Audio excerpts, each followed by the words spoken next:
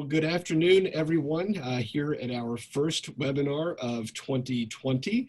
We're very excited today to be talking about a topic that I've wanted us to talk about for quite some time, and we're very lucky to have three people on this webinar to talk about this topic. We're talking today about chaplaincy and spiritual care, both for and with Latinx communities. Our panelists today all happen to be within higher education settings, but I think that a lot of what they're going to talk about, we can think about in other contexts as well. So certainly not just students from Latinx communities, but also other communities. We're joined by Reverend Jackie Marquez, who is the Dean in Spiritual Life at Wellesley College. And I think she's going to be driving the ship here for some of the time, I think. Father Kyle Shinseki, who is the Campus Minister for Faith and Formation and Intercultural Ministry at Santa Clara University, and John DeConstanza at Dominican University, where he is the Director of University Ministry. So thank you all three for being with us this afternoon. And Jackie, I will turn it over to you. Great, thanks, Michael. Hello, everyone that's on the webinar. Thank you for joining us to explore this topic together. We hope that more than anything that this conversation will bring up a lot of questions from you. So we're going to be throwing out a lot of information to you, but we hope that that you can ask some great questions. Before I get into my portion of the presentation, it's called Background and Context. I just want to say that as with all communities, the information we're sharing with you is, of course, there's a lot of nuance in this, but we're trying to paint with some broad stroke pictures or for you so that you can take this and use the information more than anything as tools, not necessarily as rules. So that's what we hope for you. So I'll get started with sharing some background and context about what we're calling the Latinx community.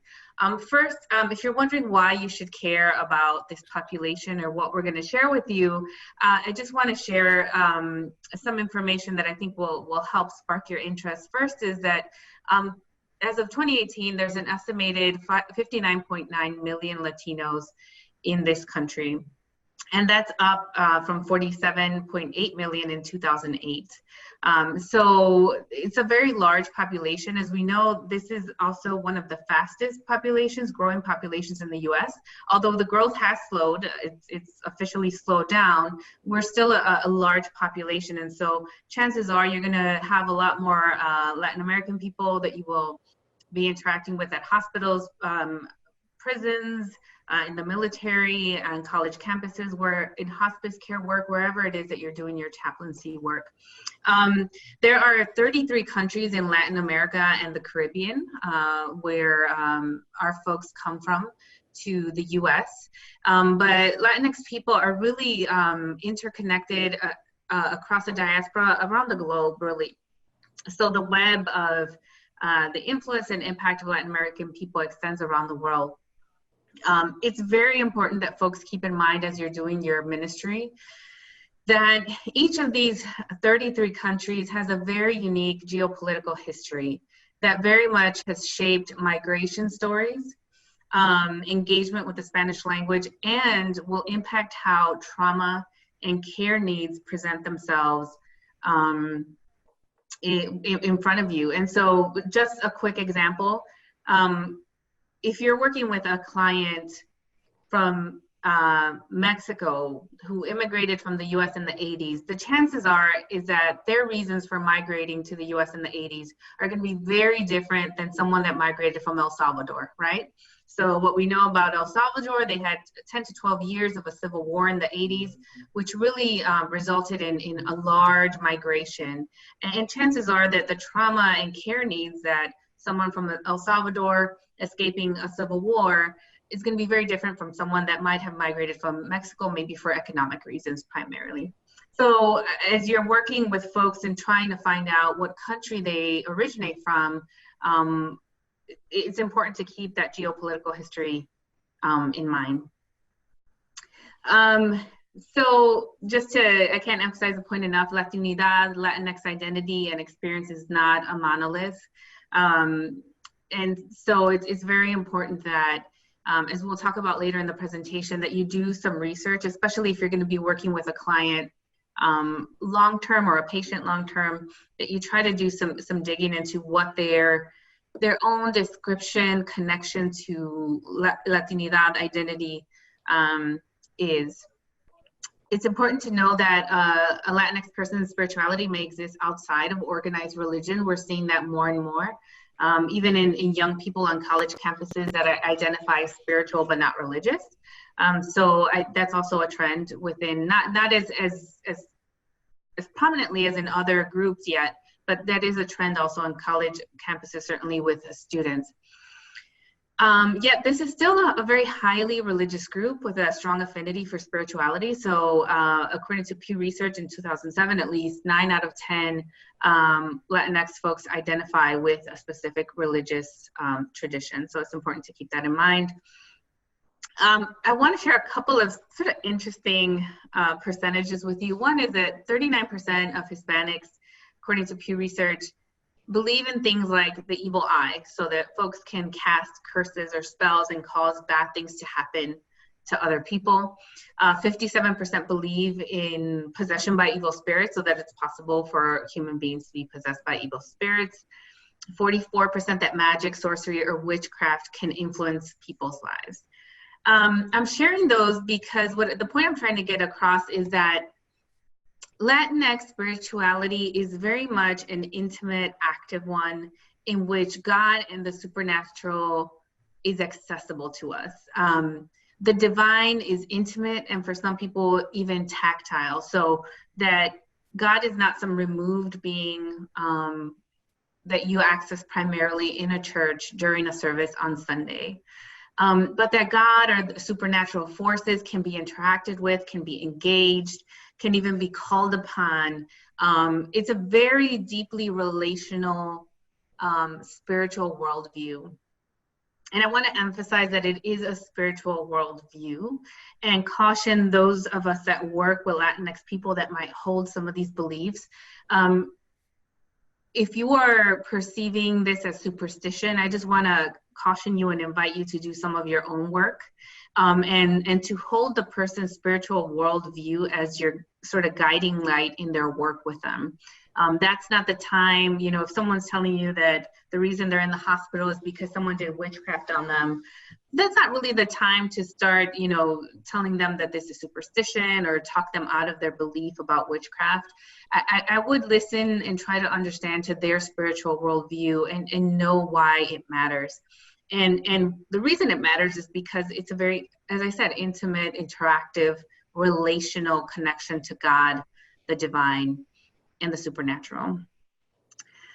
When we're talking about spirituality in a Latinx context, it's very much an ethno-religious identity. And so for those who don't know what ethno-religious identity means, is that an ethno-religious identity reflects an inherent and inextricable link between one's ethnic and cultural roots and our religious faith and practice. And these two things very much inform one another and draw from one another. They're inseparable. Not all Latinx folks are Christian, and I can't emphasize that enough. Even those that are Christian, yes, some might be Catholic, but not all Latinos are Catholic.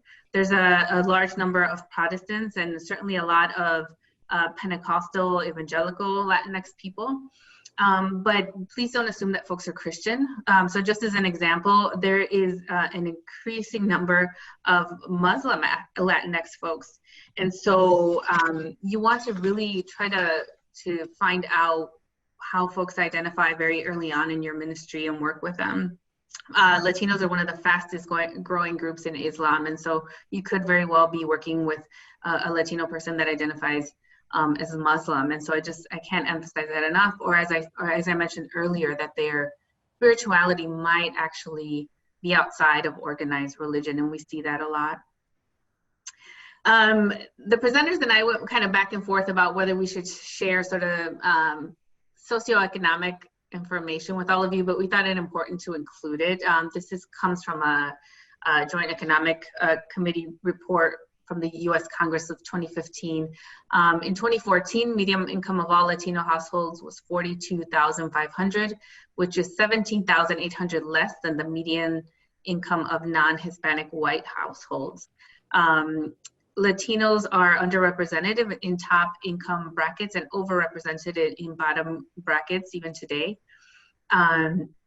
And it's important to note that for some US-born Latinos are almost twice as likely to have a bachelor's degree as foreign-born Latinos.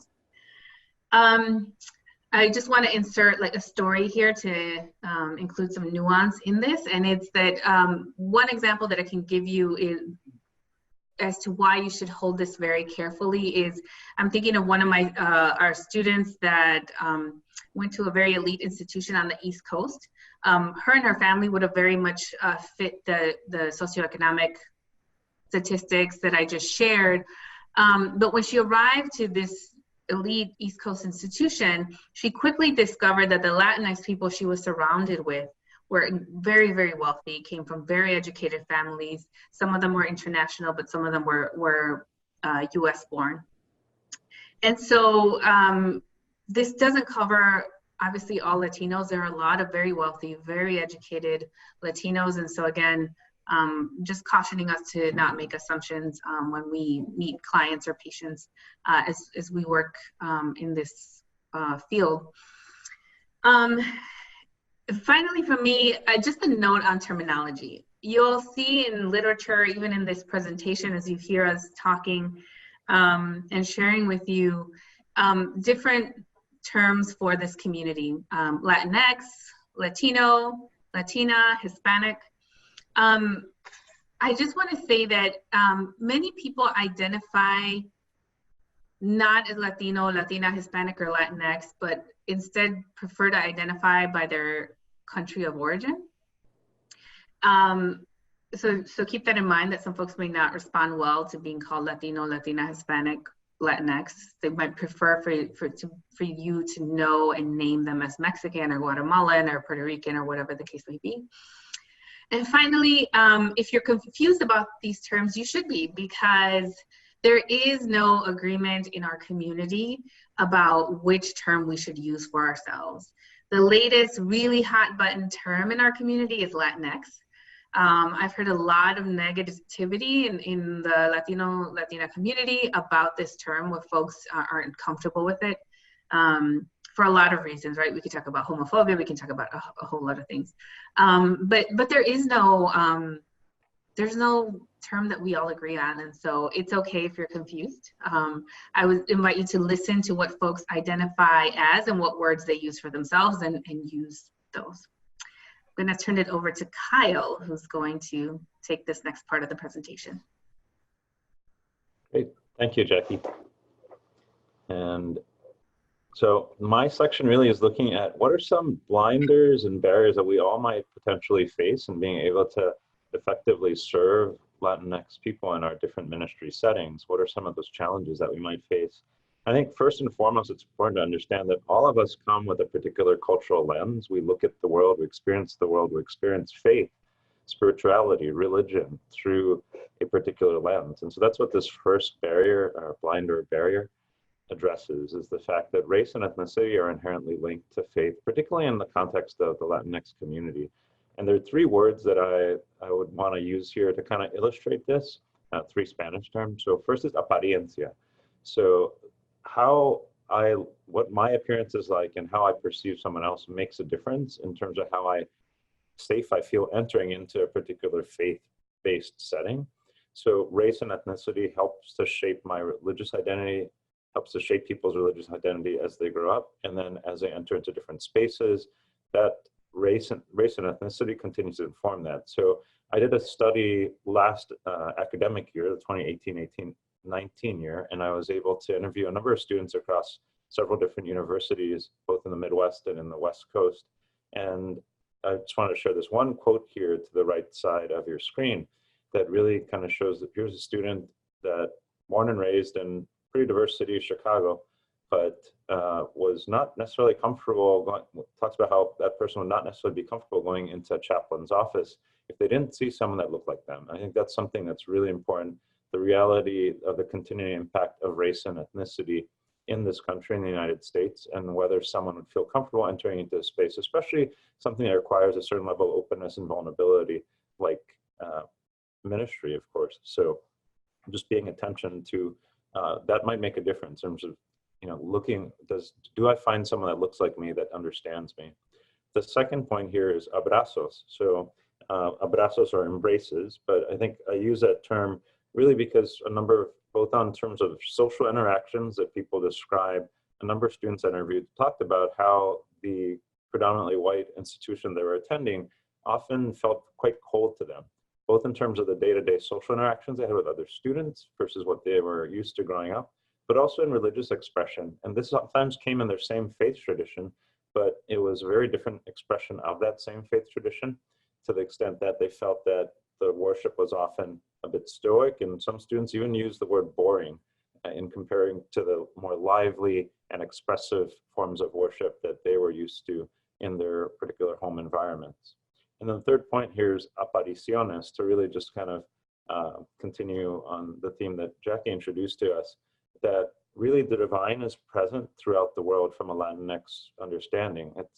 And so there are different experiences that people have had that might be looked at with suspicion by their peers or by even ministers. And so this quote here, I think, really kind of being able to take off our own particular cultural lenses and being able to enter into and appreciate where the other person is coming from is important. So moving on to the next slide. Language. And I think when we talk about Latinx ministry, the first thing that comes to mind is like, well, yeah, we have this in Spanish. Well, I think what I want to really kind of emphasize here, it's not about English fluency. It's really about looking at what is the language of the heart. So it's whether if someone is perfectly bilingual, speaks mostly English, they might still prefer to worship in Spanish. And I think a lot of that has to do with the language of intimacy that the person has with their family and with God. What is the language that they pray in? I think that's an incredibly important question that we don't often ask. It's what language does the person pray in? What language do you communicate to God with them? And this first quote on the top here, I really appreciate from a student here at the university where I'm at currently, just referencing how she learned how to speak to her family in Spanish. And so she now, and she learned how to talk, she learned about God in Spanish. And because God is part of her family, I think it's a beautiful expression that she wants to be able to continue to communicate with God in that language. The second point is that language really reflects culture, and there are many expressions that are particular to one language that really are not common or really not easily translatable into another language.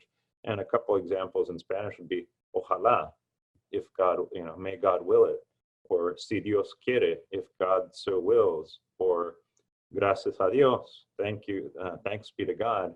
And those expressions would seem a little odd in a sort of day-to-day conversation in English, but they're very common in Spanish interaction, in the Spanish language, in terms of how people would interact with each other. So just some of those, being attentive to some of those differences and how they often don't necessarily easily translate over. And then the third point on this slide really is the symbolic role of language, the symbolic role that plays in terms of how that reflects someone's identity. And then, so this bottom quote on the right here, I think also reflects sort of the frustration and what it can mean for Spanish to be absent in a worship setting and how uncomfortable that can make someone feel. And really the absence of Spanish in certain circumstances really can be a sign of exclusion for a person and saying that, well, you're not really welcome here. So I think that's something also to be really attentive to in terms of a blinder or barrier. Then finally, or this next slide here, in terms of blinders and barriers, I think is really kind of looking at what does it really mean for someone to feel at home. And I know that those of you on the call come from diverse ministry settings, but I think there are different ways we can foster a sense of community or home. The study that I looked at really was looking at how to build community among students, Latinx students at different college settings. But I think there are different ways we can be attentive to how to move from what I would say, moving from just being welcoming to really truly allowing for people to have a sense of belonging in whatever ministry setting you might be addressing. Another way to put this would be to how do you move from someone just feeling like they're a guest in someone else's home to truly even be a host in their home where they're able to share who they are in an authentic way. And I think to understand that, looking behind some key aspects of Latinx culture and how it really is a much more communal culture than European American culture tends to be in general, I would say. So first of all, is looking at the root, how really community is such an important root of a person's identity. Many people's self-understanding of who they are is really formed in the context of community, as opposed to someone saying, well, this is who I choose to be. Oftentimes, our identity is really kind of formed in a sense of ours, or in a communal sense. And so, being able to connect with a community really can be an important way of reconnecting with one's own identity, as I think some of these quotes here to the right reflect. The next point is the importance of familia, or family, and how family really is defined in a much more broad sense in the Latinx community, and how sacred the role of family is, and upholding and making family a priority is so important. And one great example of this is just, I've heard of a number of people that have worked in hospital chaplaincies, really having to deal with very strict policies in a number of institutions that will only allow 2 or 3 people into a particular person's room, where that would just not be acceptable. Someone has to have their comadres and compadres and their padrinos and madrinas that are there present, with all this extended family, what people might call fictive kinship relationships, but truly are equally important family mate relationships, whether someone is related by blood or not. And having those people present is so important in terms of a person's not only just having that family support, but really, again, supporting their own identity of who they are, given this kind of communal context. And again, just the last point to reemphasize that of what tends to be much more of a we culture versus a me culture, which means that communal input and involvement really tend to be very important in making critical decisions, whether it be for joyous celebrations or for very difficult and challenging celebrations or situations in a person's life. So again, in a chaplaincy setting, healthcare decisions often are something that people want to be able to have communal input and involvement in, as opposed to just a quick individual choice that's made. So again, this is just a few kind of broad strokes of some of the challenges to be attentive to in being able to effectively serve the Latinx community. But now I'm going to turn things over to John, who will give us some ideas. So, given these contexts, what are some ways that we can approach ministry to Latinx people? Thanks, Kyle. So one of the most important things I think for me to do at the outset is sort of name what my own social location is, because it's going to influence the way that you see and understand the next few slides that I'm going to present. So I'm not a member of Latinx communities. I come to this work as someone who accompanies and who has been in certain contexts invited in through ministry and through mission.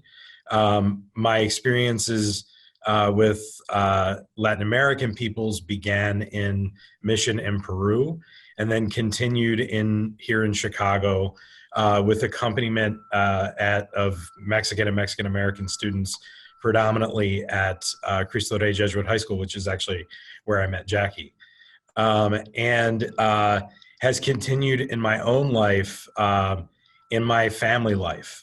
My family is an adoptive family, and our oldest daughter is Latina. And so intercultural realities are part of the fabric of my family life and my everyday life in really significant ways. And oftentimes when we think about working with folks and lowering barriers, we think about moving from diversity to inclusion. And there are some common starting places for that. So we start quite frequently with 2 questions. Who is not at the table, and whose needs might we meet all the time, and whose formation have we prioritized in all of our practices? And those questions are really 2 sides of the same coin. Who is not at the table is about exclusion, right? Who in many well-meaning contexts, spiritual needs are not being met, and whose formation is not being centered. And the second question is that at times, in our context, we proceed in ways that are normative or de facto in certain ways. Almost all of the spaces that we move and traffic in, whether they be hospitals or universities, have all been built with a cultural framework. The distinction is that that cultural framework was unacknowledged because of the ways that whiteness works in the United States. And that cultural framework is an unacknowledged, usually rooted in European American frameworks. And we ask questions in ministry. Well-meaning white people like myself sometimes ask questions: why are all the same people around the table? Why aren't people coming to this program that I've created? And we're not asking deeper questions about what structures keep those same people coming back and what structures keep others from not coming to the table. And those structures could be prayer style, habits, barriers, some of the things that Kyle just spoke about. And a lack of attention and cultural knowledge, as Jackie spoke about at the beginning of the presentation, that really creates for an environment that isn't welcoming. More specifically, it just doesn't foster belonging where all of us have an equal claim to a seat at the table. And we'll move on to the next slide. So Ada Maria Isasi Diaz is a Cuban, rest her soul, she passed away, was a Cuban American woman who was the founder of Mujerista theology. And Ada Maria Isasi Diaz really tied relational networks from the framework of Latinidad to the idea of liberation and fulfillment. And what she said was that we can't really talk about any kind of action in the world that is salvific or liberative if we're not talking about relationship with God and with other people, which are the same thing. And the kingdom of God, a concept which she was taken with, really is a space for human flourishing. And it's about two things. It's about agency to exercise power which comes from God and the freedom to be able to do that.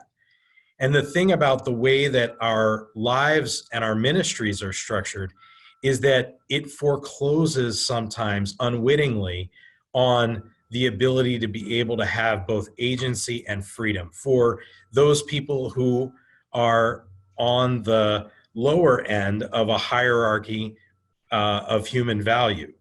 And if we move to the next slide, I'll explain what that means. So one of the critical reads that I've had in the last 12 months is Ibram Kendi's Stamped from the Beginning.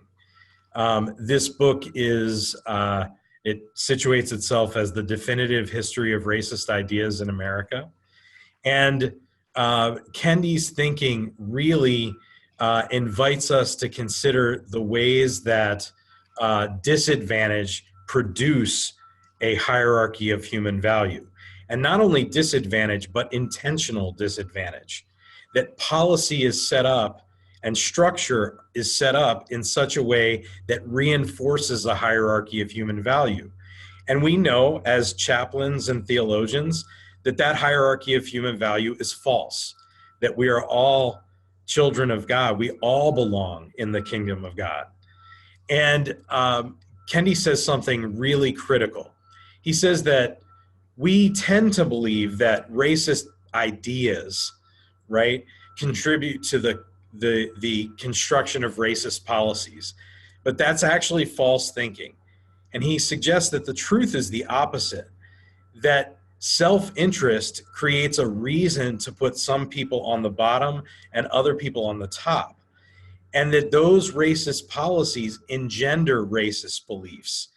And that need to construct some kind of advantage, an economic advantage, a normative advantage of prayer in a space, in your church, things like that.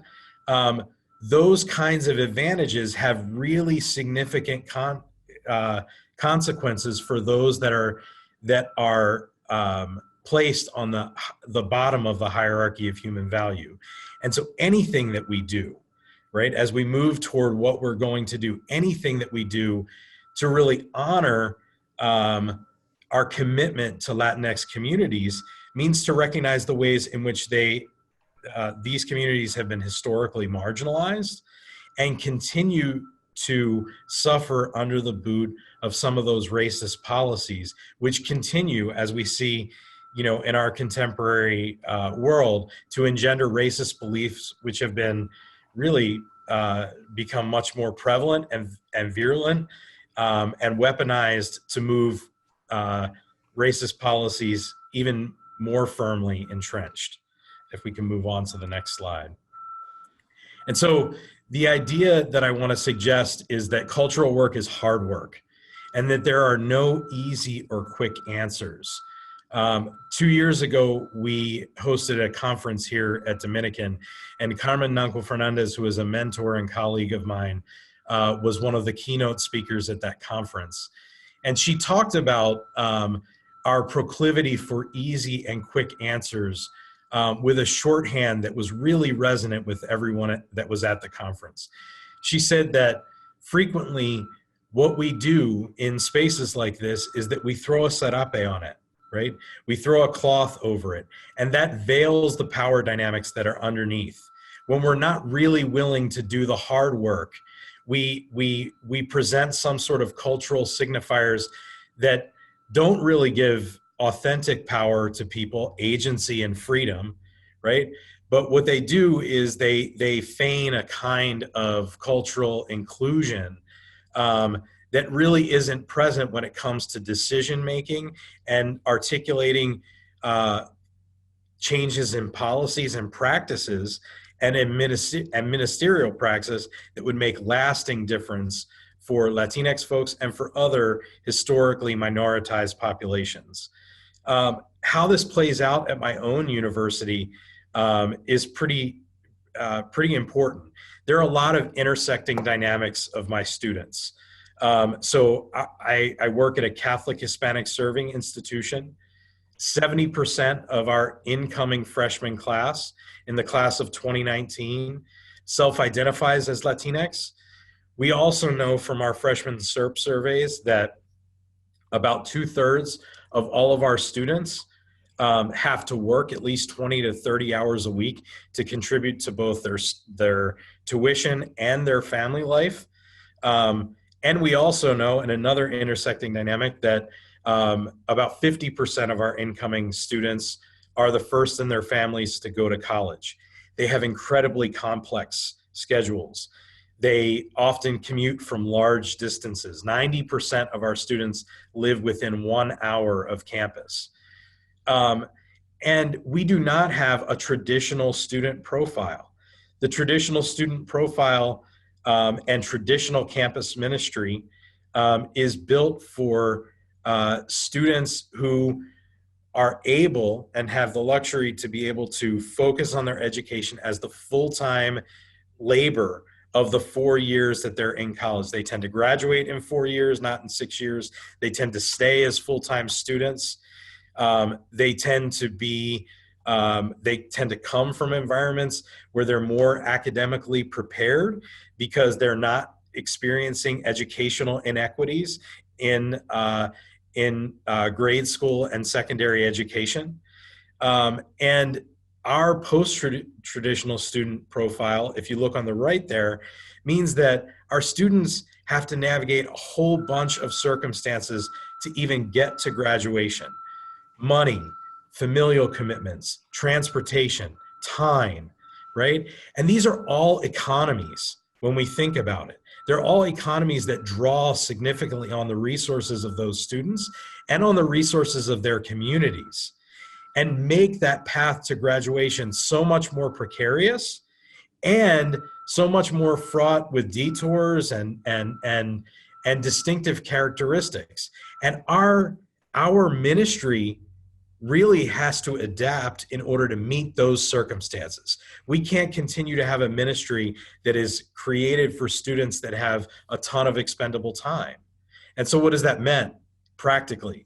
It's meant that we no longer do voluntary ministry as a factor of student involvement. We have internship programs that pay students and offer monetary relief so that they can focus some of their energies on their ministries, which is work too, and that prepares them for the next steps in a ministerial journey or in a professional journey, and honors their life circumstances, their own social location at this moment. Those finding not the easy and quick answers, but the challenging ones, the ones that require us in our settings to rethink everything that we've done for quite some time, is really the hallmark of being able to do cultural work and intercultural ministry that honors the places where people are coming from and the places to which they are going, because we owe everyone in our ministry ages the right to be able to thrive, right? And so I think we'll move on at this point to what can we do to build a culture of encounter, in the words of Pope Francis, with Latinx communities, and really with all folks that have been historically marginalized and disenfranchised from our ministerial structures. Thank you, John. So what we're going to share with you, as John mentioned, is, as we're going through this, you say to yourself, well, this applies to a lot of people, not just Latino people. Well, that's what we hope. We are offering you some specific information about Latinx people, but also the tips or advice we're giving you are hopefully things that you can apply with anyone that comes from a different cultural, religious context than your own. So the first is offer a non-judgmental presence when you're in the room with Latinx folks. Ask sensitive questions so that you can have a bit more cultural knowledge, a sense of what their religious background is, and other identifying factors that might, particularly if there are resources at your fingertips that you can activate on behalf of clients or students or patients. Hopefully what this is that initial non-judgmental presence that can get you some information so that you can know how to support people from experiences other than your own. So for number 2, kind of a simple one, but again, these steps are really kind of how do we go deeper into Latinx ministry, is to simply notice what's around you and to immerse yourself in the local community. No matter where we are in the United States, we know that places as far afield as Hawaii, where I'm originally from, North Dakota, Maine, have growing Latinx communities. So there's an opportunity to always kind of immerse yourself in the local community. And what does that mean? I mean, concretely, I would say go through a neighborhood and notice what are around the homes. Are there shrines? Are there altars? What are some of the religious symbols that might be there? If you go to a local market, notice the names of the market and look up where those names come from. Are they all from a particular state in Mexico? Are they from a particular country in Central America or the Caribbean, et cetera, to get a sense of where people are from? Walk into those places and notice a lot of Latinx markets and stores, restaurants often have religious symbols within them, and just to notice those and where they're placed and the reverence that's given to them. Festivals, food stands, there are many other ways to sort of just kind of get your feet wet, I would say, and enter into the community space before we even move into the spiritual religious dimension explicitly. So the next suggestion that we have is to sin boldly but not intentionally, which means that we have to do some real work, and we have to actually build a culture of encounter, and that requires risk. And in doing that, mistakes happen because that cultural work is hard and riddled with false starts and missteps and miscues. So you're going to make mistakes, and we have to face that. And we have to be afraid, we have to not be afraid to apologize, but we also have to work continually to make fewer and fewer mistakes, right? Intercultural competencies, cultural relevance, all of those capacities that we have to build within ourselves come from a significant amount of training.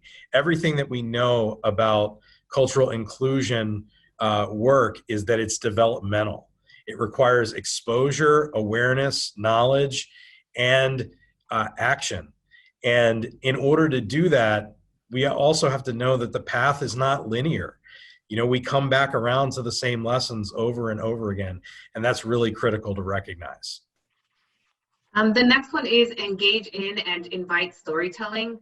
Latinx folks, many of us communicate with stories. So if you ask us a question, we'll give you the fact, but you kind of have to sit through a story first.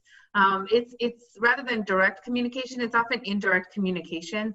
Listen to the stories. The stories will often tell you much more than a yes, a no, a number, whatever that fact is that you're pursuing.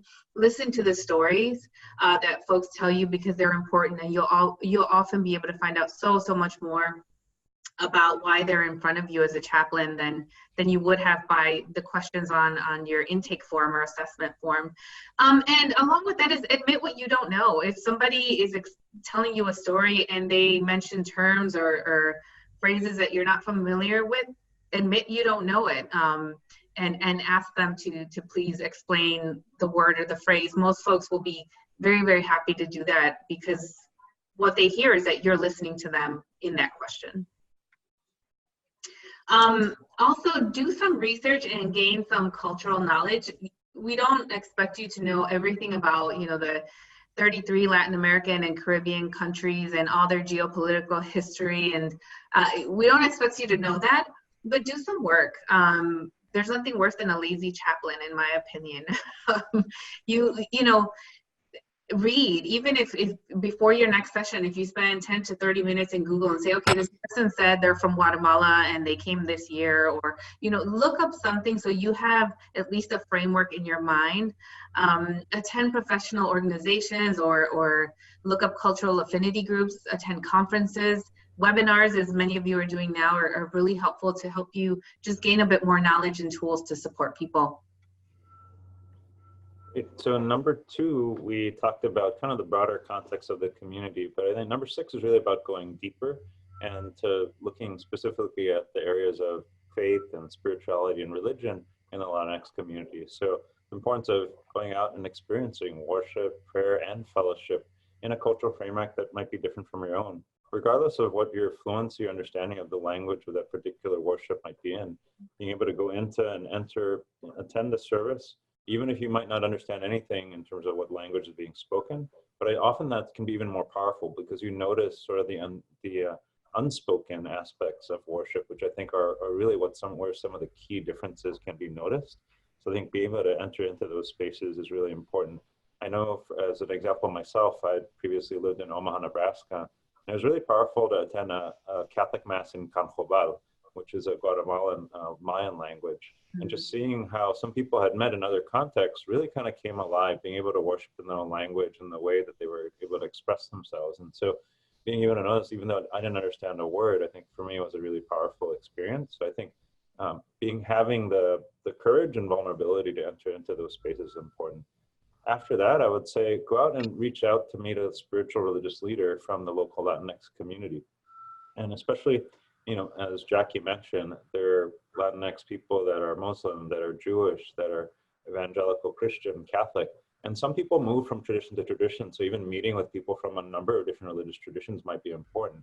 A number of evangelical Christian leaders might have originally grown up in a Catholic context. So it might be important to meet a Catholic leader and an evangelical Christian leader to really understand the full context of what a person's experience might be in terms of their religious or spiritual life.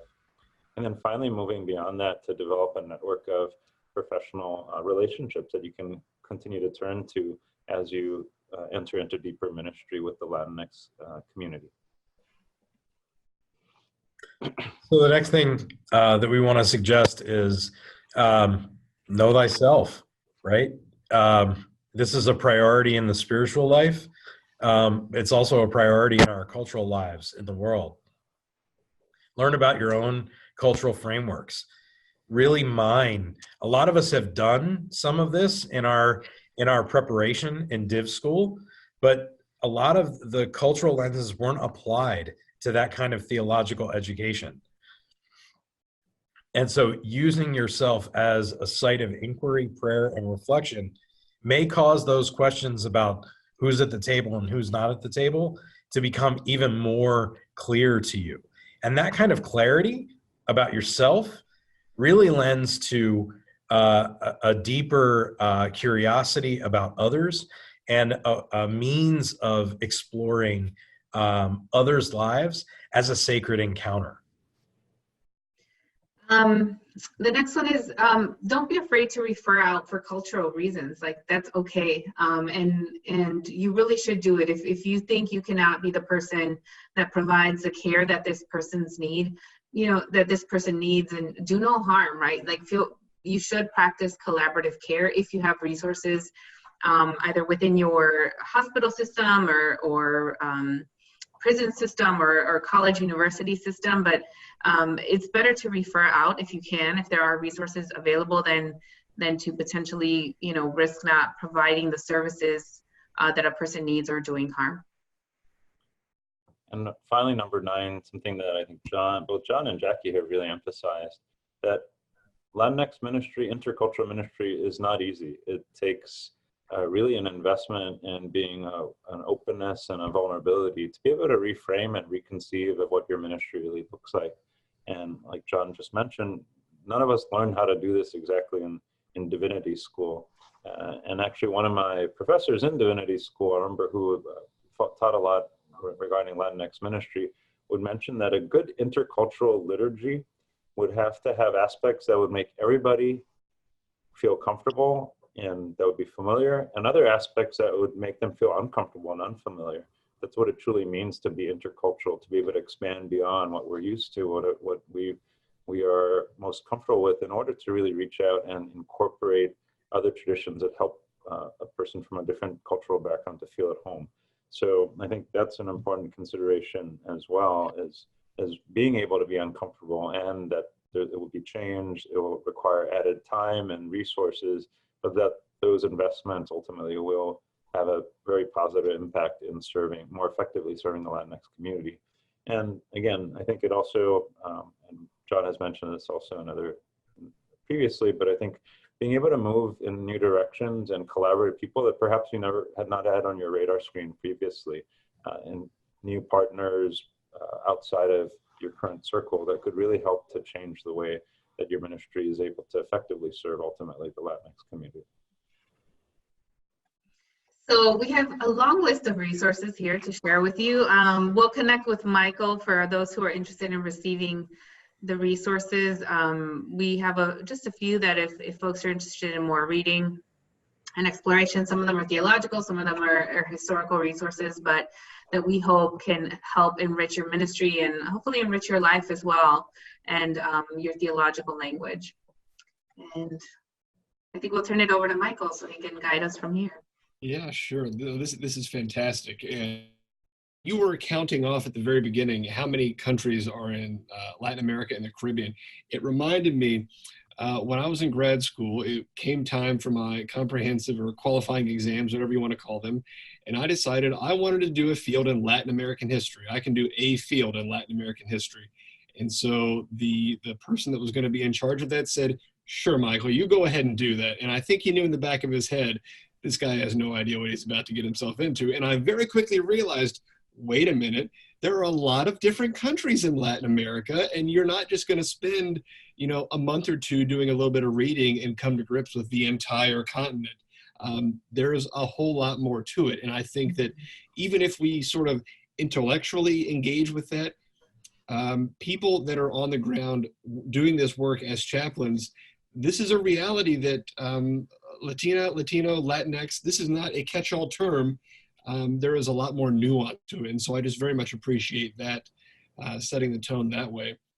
One thing that occurred to me that I wonder how much you come across this is that the three of you are at three very different institutions. Mm-hmm. You all know each other, but you're working in universities and colleges that look very different from one place to the next.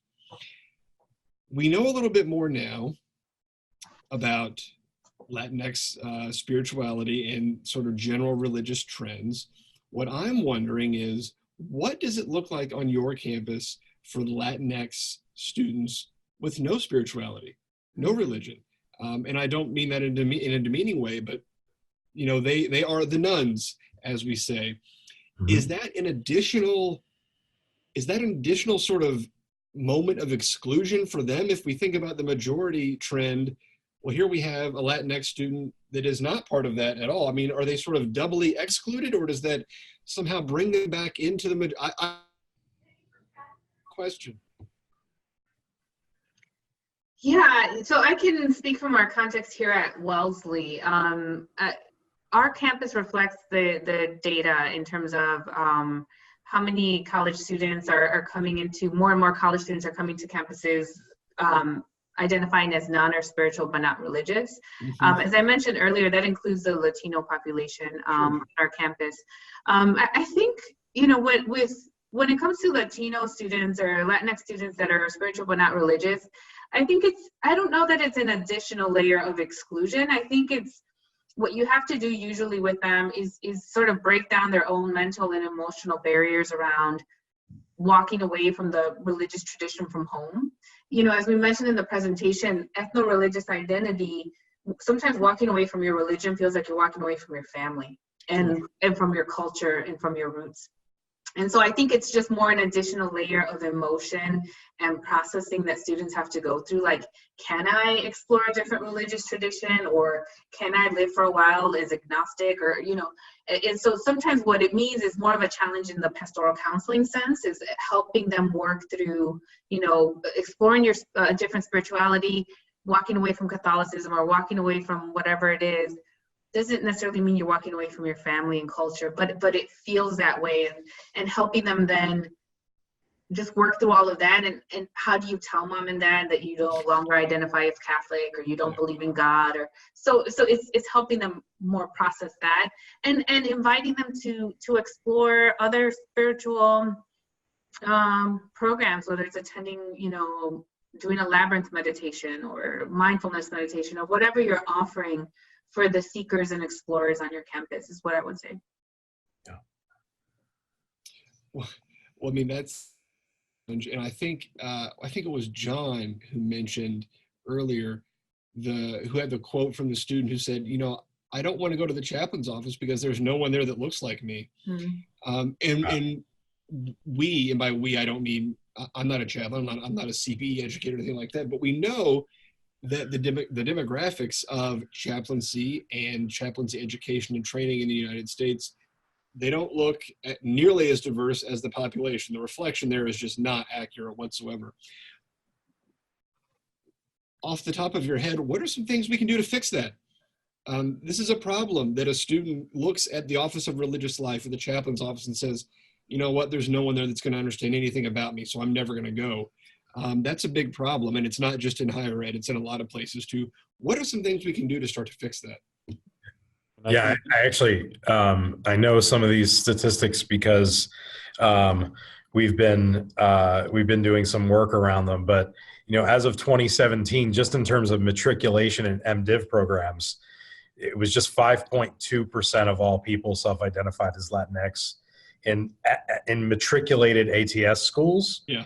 And then in terminal degree programs, the numbers were around 3% and have been for the last 25 to 30 years. Yeah. And so I think one of the things very simply that we need to do in colleges and universities is, you know, students that are going to go into graduate theologiates, they're going to come from undergraduate institutions. They need undergraduate degrees first. So we need to have very intentional conversations that are vocational in orientation that say to someone, hey, you've really got aptitude for this. This is a really dynamic part of who you are. Have you ever considered going to graduate school to study this? Have you ever considered a career in this field?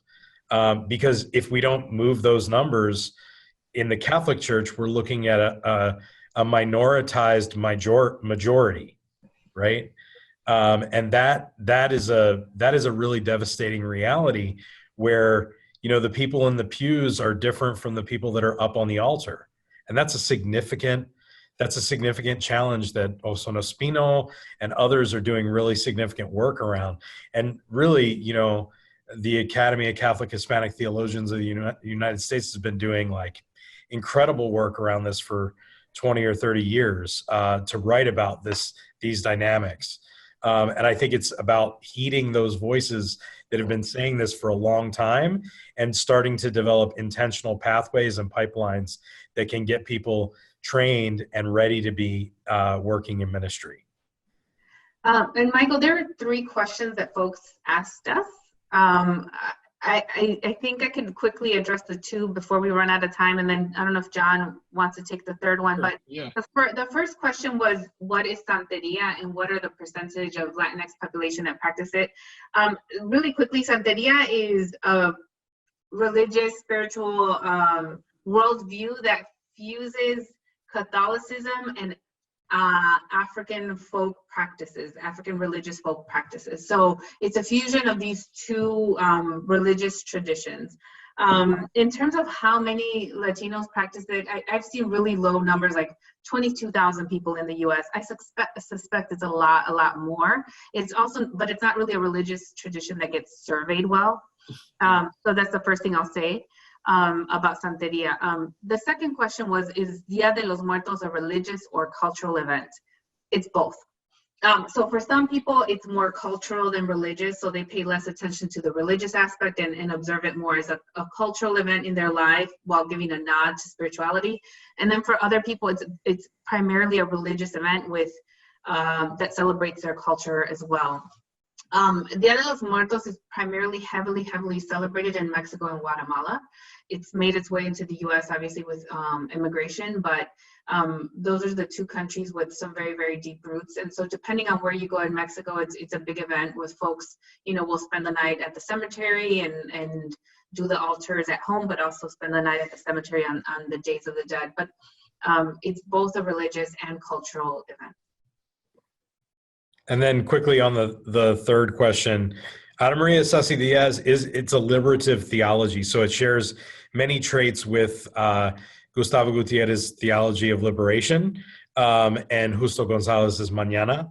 But one of the things that I would say in particular about some of the resources that we've added is that they don't come out of a Latin American context. They actually come out of a US Latino context.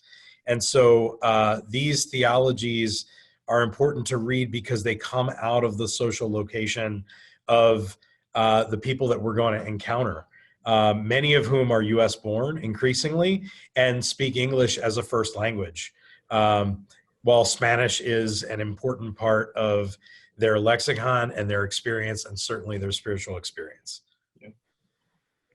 Well, we're right up against the clock here. I don't want to hold anyone longer than necessary. And I have the next meeting to get to, much like everyone else, I'm sure. So thank you all. I think that, you know, what occurs to me is that the challenges here seem so, I mean, they're just enormous. There is so much to do here. But you've given us a lot to think about, and I think some very practical things to move forward. This is not something that's going to be fixed in the next month, year, or 5 years, but we can start working on it now. And so thank you all for your time and getting us started. Thank you. Thank you. All right, and I'll remind everyone this is recorded, so I'll post it up on the website here in the next couple of days.